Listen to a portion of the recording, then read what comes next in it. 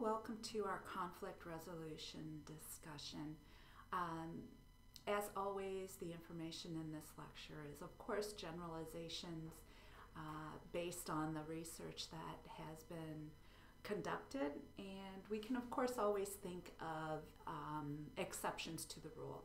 But again, most of the research that is done is empirical research, and the point of empirical research is to be able to generalize the information.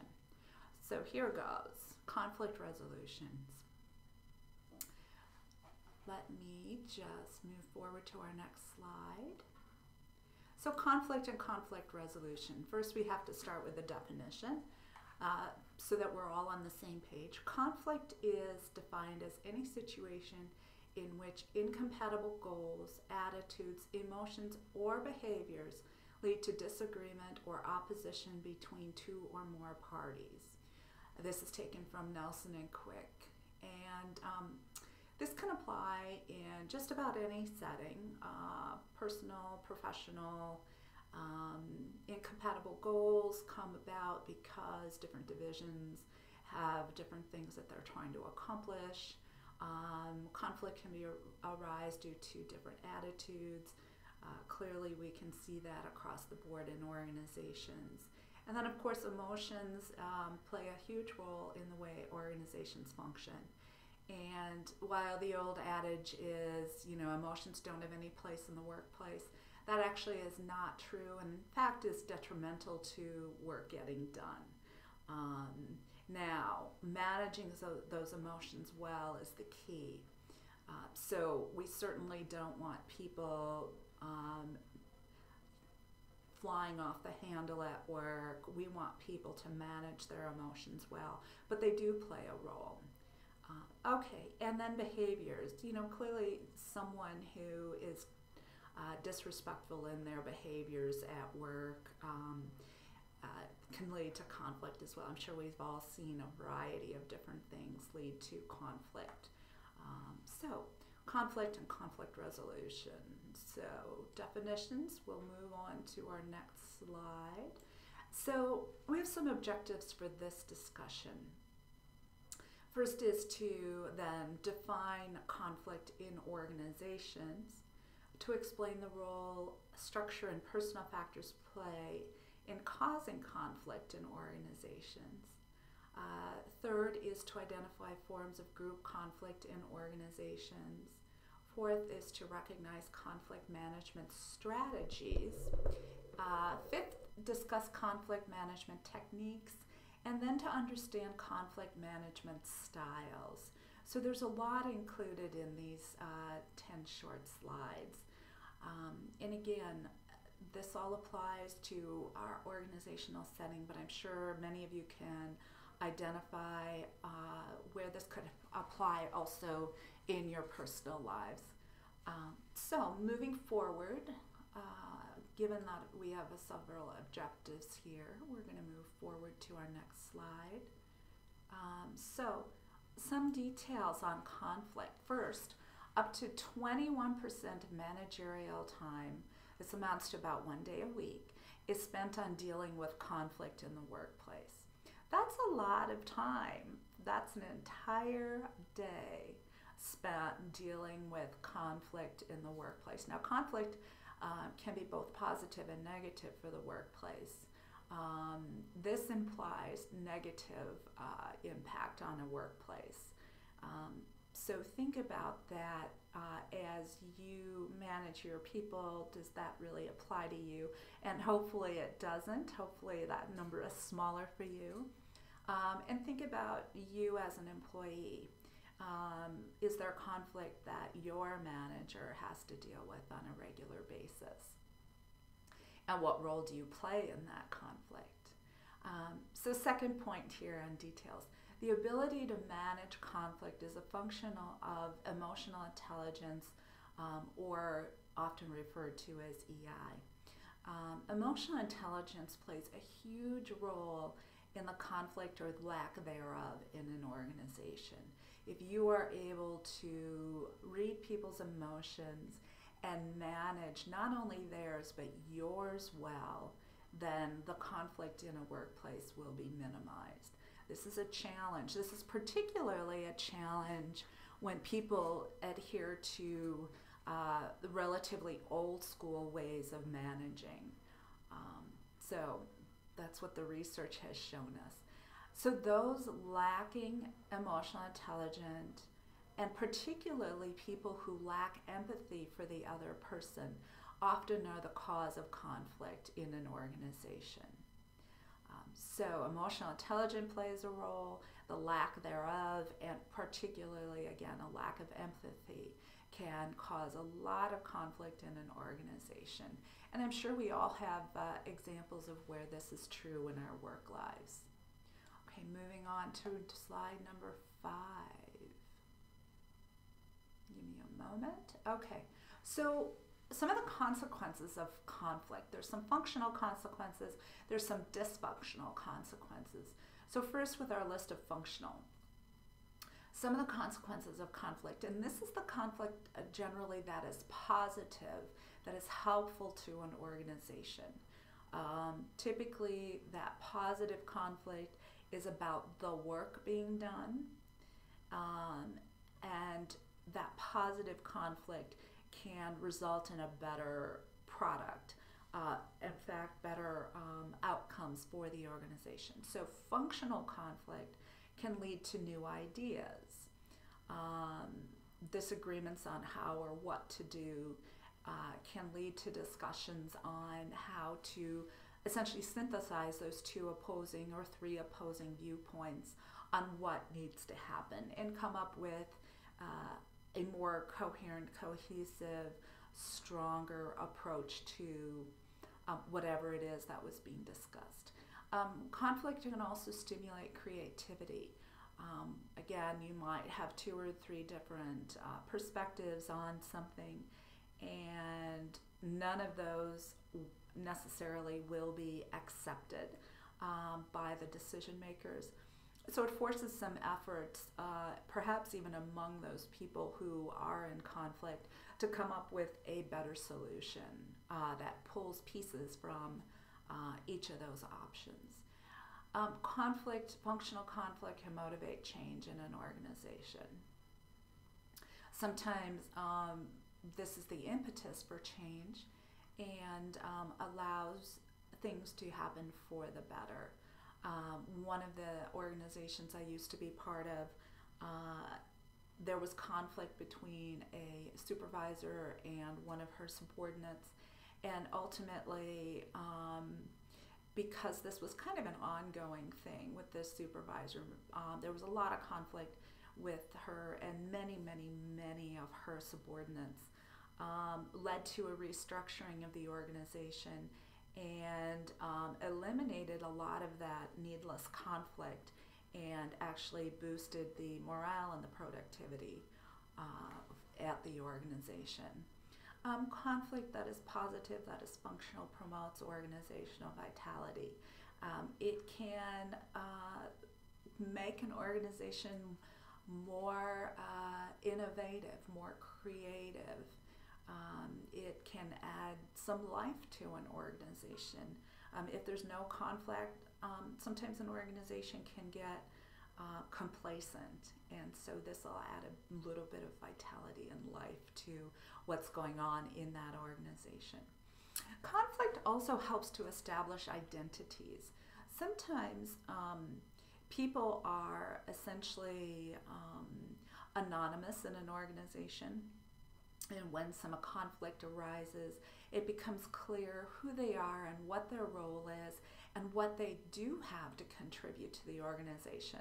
Sometimes that's overlooked until there is conflict and people eventually realize that this person really does have something positive to offer the organization. So our final entry in this functional area, it serves as a safety valve to indicate problems. When there's conflict, we might learn that, so there's a problem here in perhaps in the design of a product. People are having conflict in terms of, whether it should roll out or it shouldn't. So it can indicate a problem with a product, a problem with the way service is provided, or with both, depending upon what the organization does. So functional conflict can lead to new ideas, stimulate creativity, it can motivate change, it can promote vitality in an organization. It can help bring to the fore some of the people whose skills have not been capitalized on, and it can serve as an indicator of other problems in the organization so that they can be dealt with quickly and in a way that is helpful to the organization. Now, of course, there is dysfunctional conflict as well, and this conflict often stems from personality conflicts and not conflict about the work. Quite often, that is the kind of conflict that leads to that is dysfunctional and is not appropriate in an organization. Personality conflicts don't help anyone, and they should be avoided. Recognize that things need to be about the work. I had a supervisor who, frankly, I did not care for.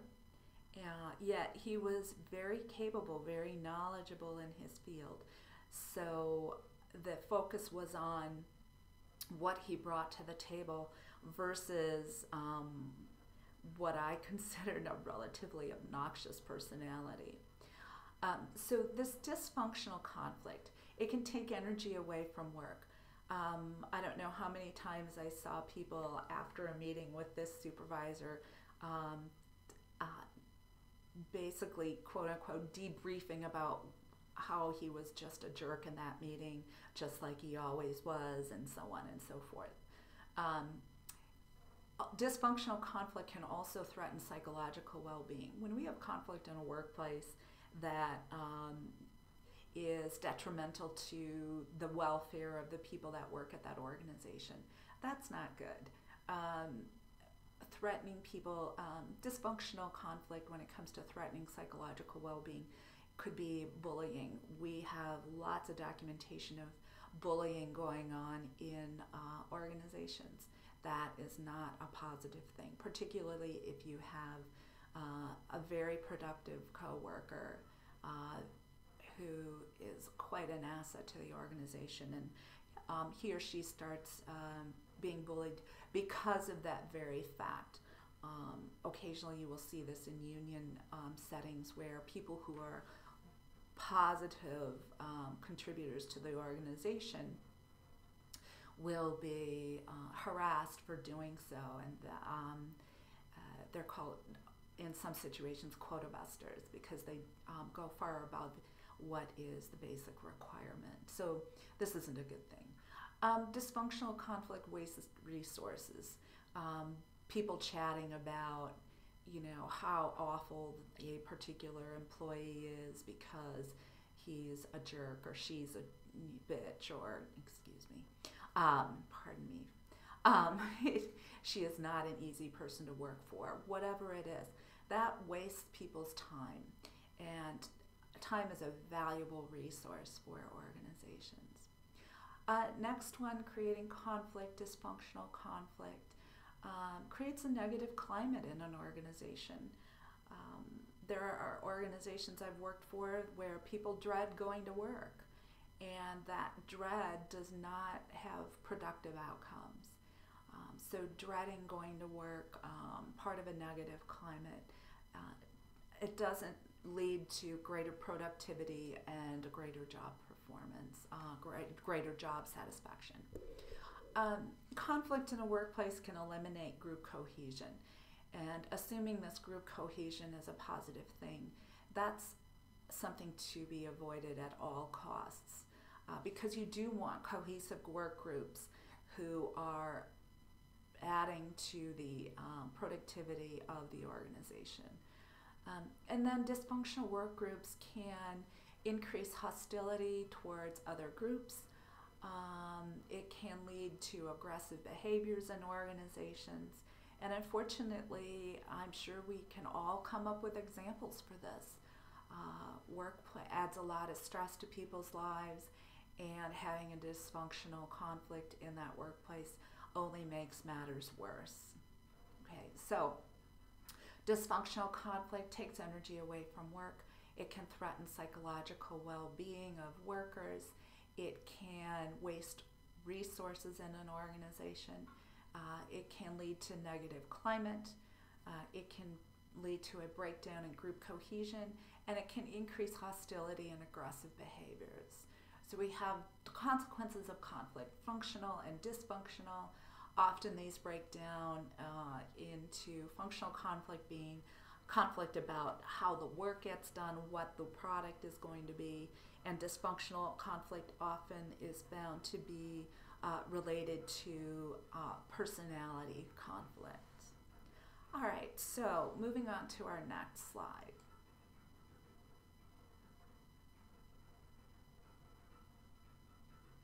Oh, there we go. Okay, some causes of conflict in the workplace. So we have structural factors. And again, when management scholars speak of structure in an organization, we are referring to not only reporting structures, but rules, policies, procedures, and so on. So structural factors include specialization. There is often conflict reported between, let's say, the engineers and the marketing people in a production organization. Engineers say what marketing people have promised the customer is just not possible. So a traditional conflict between those two divisions in an organization. And that's just one example. In healthcare organizations, while we would hope it's not true, often there is conflict between medical doctors and the nursing staff because of the different specializations. Other structural factors that cause conflict include interdependence. So if you're waiting for one part of the organization to get information to you so that you can do your job, that interdependence, that reliance on another part of the organization to do your work, and they're not getting it to you, and they're not getting it to you, and they're not getting it to you, can lead to some conflict and frustration. So next is common resources. One of the things that goes on in my department is that we all have those basic resources that are available to all of us. One of the common challenges in a number of organizations is that people don't fill the printer when the printer is out of paper. One of the common complaints, very relatively benign example. Another one is we have a coffee maker in the department, and one of the challenges is the last person doesn't make another pot. So someone goes and is really just excited about getting that cup of coffee, and there's none there, and they just made that pot 20 minutes ago. So very benign examples, but common resources can cause conflicts. And then goal differences. Different parts of organizations have different goals, all hopefully in an attempt to meet the larger goals of the organization. But sometimes those goals are actually in conflict, and that can cause problems for different components of the organization. Another structural factor that can lead to conflict is authority relationships. So some organizations find people with two bosses, and they are both on the same level. There's one organization structure that turns out you have two people you report to. They are on the same level. One is not a boss of the other. And sometimes the directions given by those two bosses conflict. That's as simple as that. And so then what do? Who do you actually prioritize? Whose jobs, whose work? So that can lead to conflict. Those two bosses say, no, my work is primary, and the other one is like, no, no, no, mine is. And that worker is caught in the middle of that argument. Next is status inconsistencies. While in many organizations, your contemporaries, the people who are on the same level as you, same level of authority as you, might actually have conflict there. So someone who's been with the organization for 20 years and is doing the same job as you are, and you've only been there for 2 years, that person with the 20 years might think that they actually have a little more seniority than you in terms of the way things go. And frankly, because they're on the same level with you and the organization, they don't. Excuse me. So status inconsistencies. Now, there can be conflict also with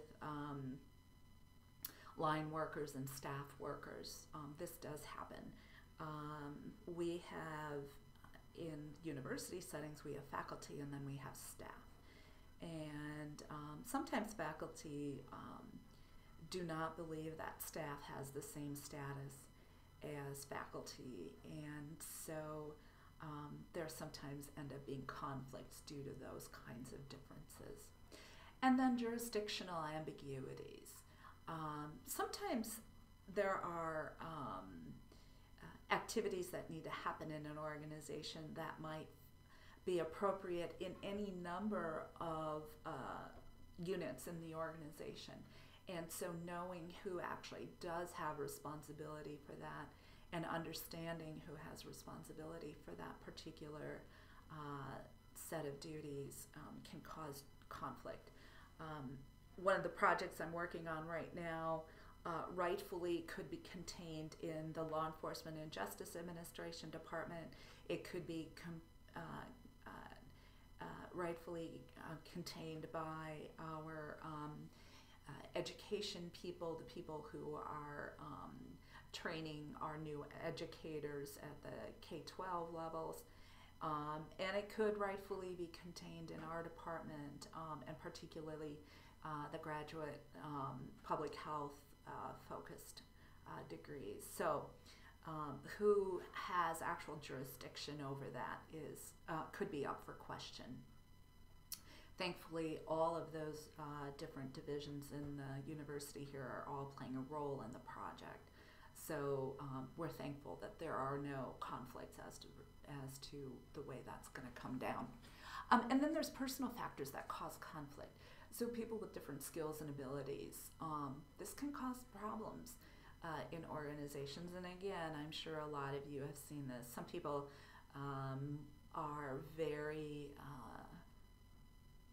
positive about their skills and abilities, or might I say, a very delusioned as to their skills and abilities in an organization. And then there are others who are very humble.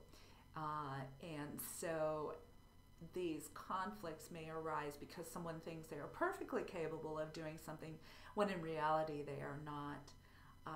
Or someone who believes that they really don't have the skills and ability to accomplish a task, and in fact they are more than capable.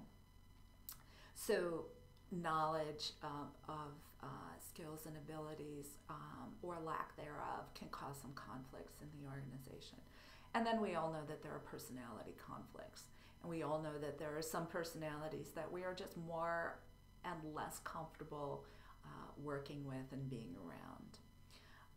Some of the other causes of conflict are perceptions, how we perceive what someone said, what someone did, what someone implied, what someone saw. So how we perceive things can be a huge source of conflict. And this quite often is the source of conflict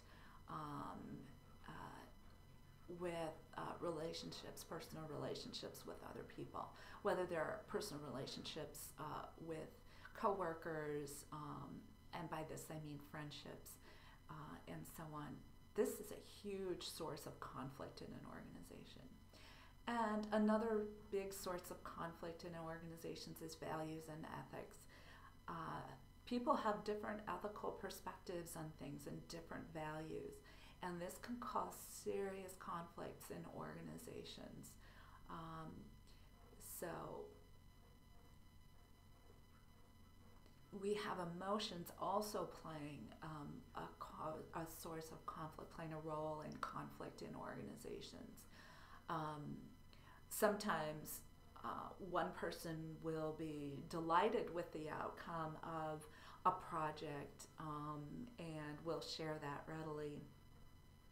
But other people might be very disappointed in the outcome, and these emotions can be overwhelming.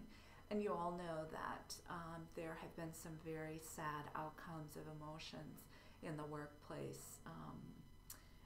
There have been reports of deaths in workplaces due to emotions and sometimes the inability to manage them well. There have been, frankly, faculty members who had decided not to give tenure to a colleague, and the outcome was deadly. So emotions can cause serious conflict in the workplace. And then there are communication barriers, and the whole host of these based on the lecture we talked about earlier in the course. Communication barriers can cause any amount of conflict in an organization. And I'm sure many of you know examples of these from your own workplaces. Communication barriers include, frankly, not listening to what people are saying. That's one big barrier to communication. And then cultural differences, last but not least. Cultural differences can cause conflict. Different cultures have very different views of the roles that women should play in the workplace. And if we're working in international settings, this can play quite a role in how things get done. One of the classic examples of cultural differences and causing conflict is the peace talks that have been held in the past with some of the conflicts in the Middle East. Questions about simply the shape of a table can cause conflict and can lead to breakdowns in some of those high-level negotiations that need to take place. So again, causes of conflict, we have structural factors and we have personal factors. Structural factors include specialization, interdependence, resources, goal differences, authority relationships, status inconsistency, and then jurisdictional ambiguity.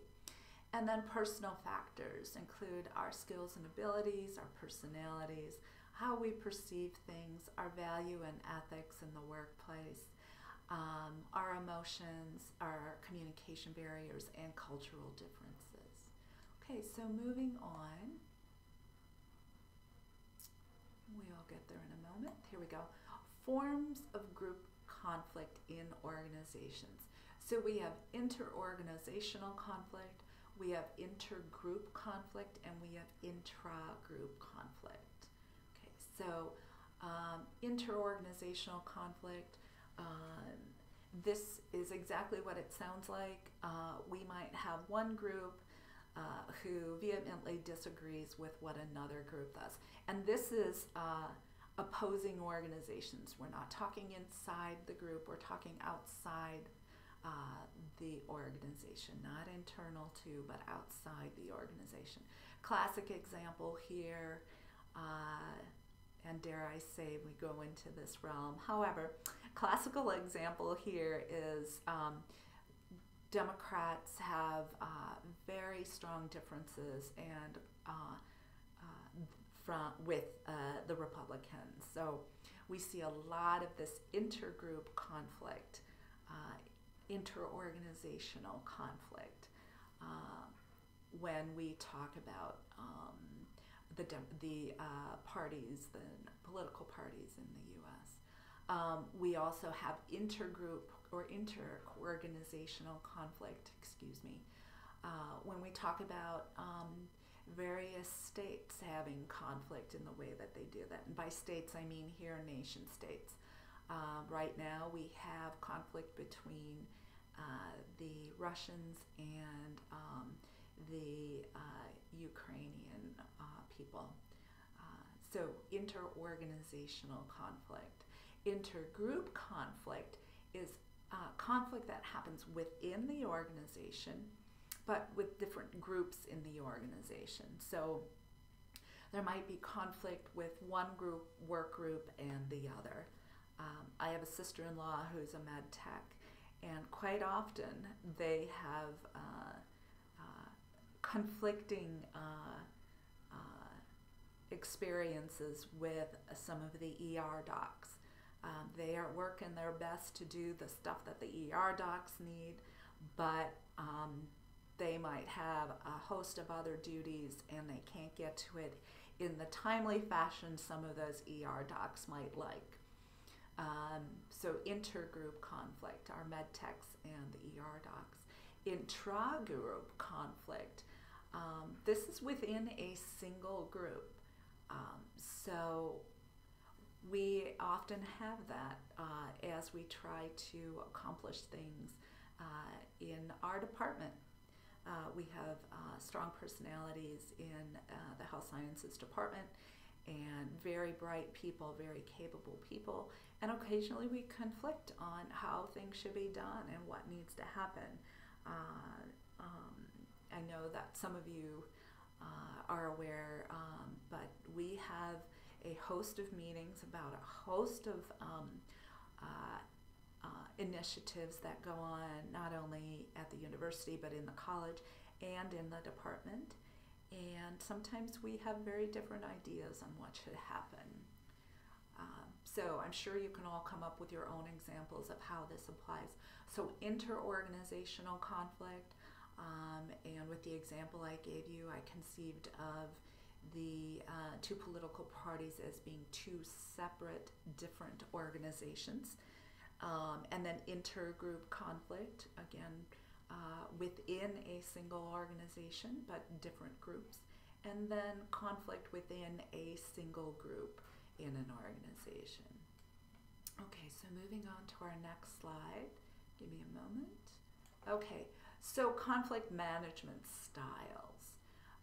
There are a number of different conflict management styles, and one of them has been found to be the most successful in managing conflict in the organizations, and I hope that becomes very obvious to you as we move forward here. One of the styles is competitive, and this is founded on the assumption of win and lose. One group wins, one group loses. And there are a lot of people that, because of sports experiences and so on and so forth, are very competitive, and that can spill over into their work environment as well. And so the assumption for conflict management strategy that is competitive is that one group wins and one group loses, or my group wins and all the other groups lose. Often this will include dishonest communication, so communication that is not transparent. Information is kept to themselves, it's not full disclosure, there is mistrust between the groups, and both parties tend to take a very rigid position. This is what I want, period. And I'm sure many of you will recognize again our legislators in this description here, our legislators of late in this description. So one side wants to win, the other side has to lose. There is not a lot, or appears to be not a lot of open, honest communication. There is mistrust of the other side, and both parties tend to dig in their heels, and this is what I want, and my way or the highway. And then there's cooperative conflict management, and this is founded on the assumption of a win-win. This, frankly, is the most positive for an organization. It includes honest, open, transparent communication. It includes trust in that communication, and people are open to risk and open to being vulnerable. This takes a lot of maturity, frankly, emotional maturity, to engage in cooperative conflict management strategies. This is how can we both get something out of this? How can we both how can both sides improve the well-being of the group, of each group? So, two different conflict management strategies here. Cooperative ends up being the most positive for an organization based on the research out there. Now, moving to our next slide, slide number 9. Techniques. There are a number of techniques used. Some work and some don't work so much. Some are very ineffective. Non-action, doing nothing, often will allow conflict to simmer. It's always there, and sometimes it's at a simmer, sometimes it's at a full boil, and not doing anything, it's still there, it's not really being addressed, and that's not good for the organization. Secrecy is ineffective, so again, transparency, being open is much more appropriate. There's something called administrative orbiting. So this is administration just kind of watching what's going on, circling around it, watching what's going on, but not really doing anything to, again, make that conflict go away. Because a lot of conflict is not beneficial to the organization. So when it's not, it needs to be addressed right away. Due process non-action. This is the idea that nothing is done, and yet there is, we go through the motions of taking care of it, but then nothing actually happens. And then character assassination. This is a terrible, terrible technique.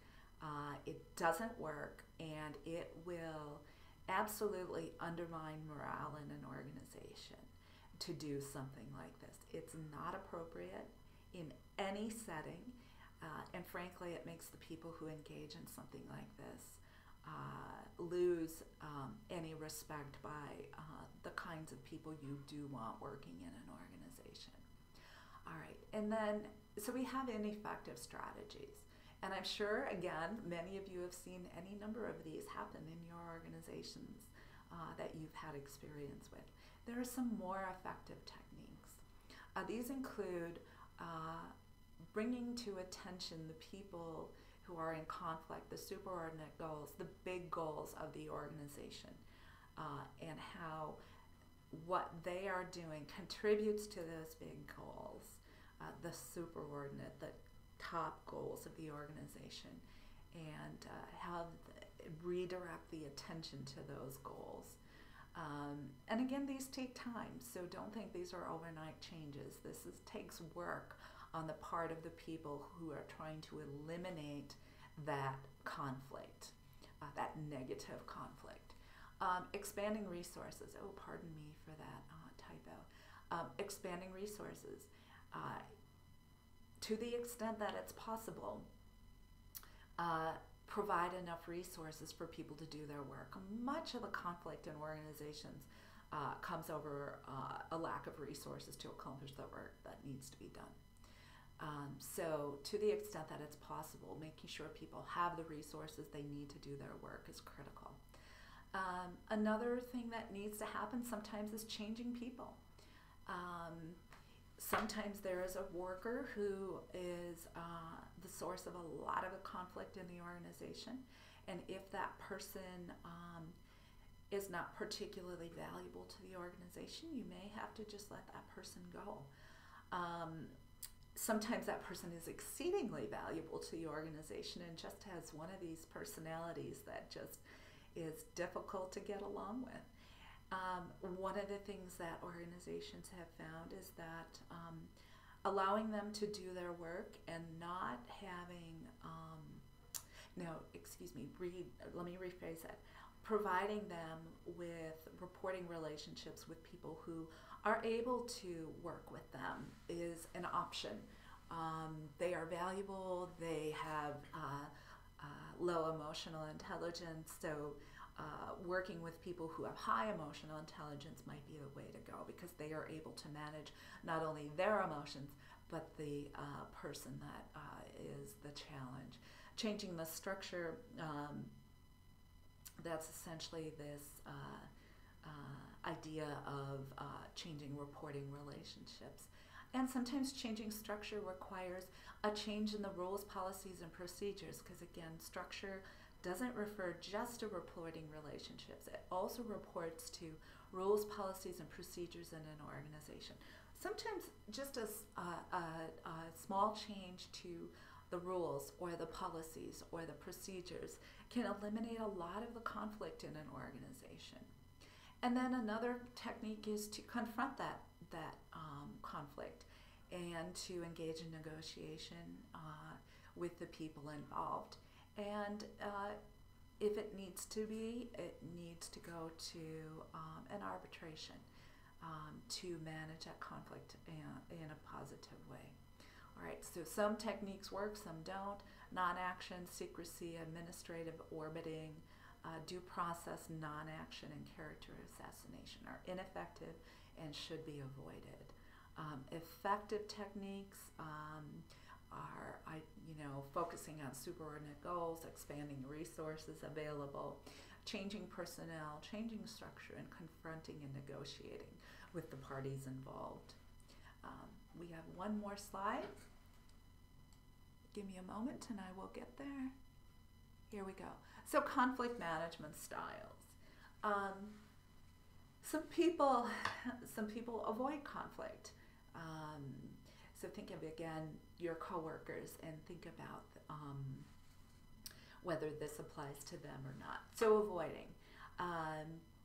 This is low on assertiveness, and it's high on cooperativeness. This is not necessarily the most appropriate way of managing conflict. Avoiding it doesn't make it go away. And then accommodating. This is low on assertiveness and cooperative as well. So accommodating, so you work around this person who causes the problems. Both of these ways are low on assertiveness and high on cooperative behaviors. Competing, now this is very assertive, but it is not cooperative. This is not appropriate in the workplace, frankly. We know it happens all the time, but it doesn't lead to positive outcomes. If it is competition that is detrimental, there's competition that's positive. So don't get me wrong, this is positive. This is competing that is detrimental. And then compromising. This is intermediate on assertiveness. It's intermediate on cooperative behaviors. Turns out this is not optimal. We all think that compromise is the way to go. It is not the optimal way to go, it turns out, based on the research. Because people have to give in, so that no one's necessarily happy with a compromise. Collaborating means that we work together to get something done, and we come up with a third option. Compromising means, at some level we're still holding on to our own ideas, and so we're giving pieces of our ideas. Collaborating means we put our ideas aside, we come together and come up with something completely new and different. This is what we want. We want collaborating. It's high on assertiveness and it's high on cooperativeness. This is ideal for an organization. We have seen a basic introduction with this lecture to conflict, managing conflict, how to resolve conflict, and so on and so forth. I look forward to reading your posts on the topic, and as always, if you have questions, please let me know. Good luck with this. Take care.